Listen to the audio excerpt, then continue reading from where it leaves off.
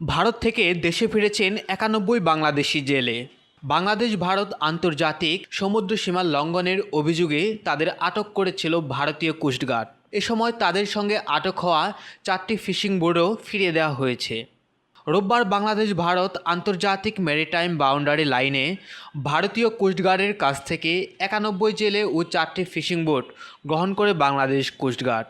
এরপর সোমবার coast guard base মোংলায় তাদের ফিশিং বুটসহ পরিবারের সদস্যদের কাছে হস্তান্তর করা হয়। ভারত থেকে ফেরত আসা অধিকাংশ জেলেদের বাড়ি বৃহত্তম চট্টগ্রাম অঞ্চলে। বিষয়টি নিশ্চিত করেছেন অধিনায়ক বিসিজিএস কমান্ডার শাহ কামরুজ্জামান।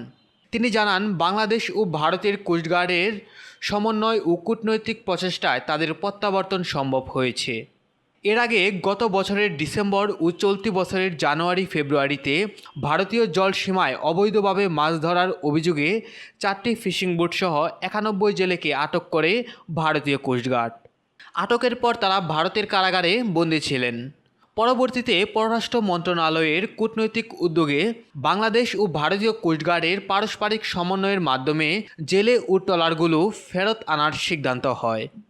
এরই ধারাবাহিকতায় রোববার ভারতীয় কোস্টগার্ডের কাছ থেকে 91 জেলে ও 4টি ফিশিং বোট গ্রহণ করে বাংলাদেশ কোস্টগার্ড। এরপর সোমবার তাদের ফিশিং বোটসহ পরিবারের সদস্যদের কাছে হস্তান্তর করা হয়। দীর্ঘদিন পর স্বজনদের কাছে ফিরে স্বস্তি প্রকাশ করেছেন জেলেরা। সাগরে জীবিকা নির্বাহ করতে গিয়ে অসাবধানতাবশত তারা ভারতীয় জলসীমায় প্রবেশ করেছিলেন বলে জানান জেলেরা। নিউজ ডেস্ক, আপন দেশ।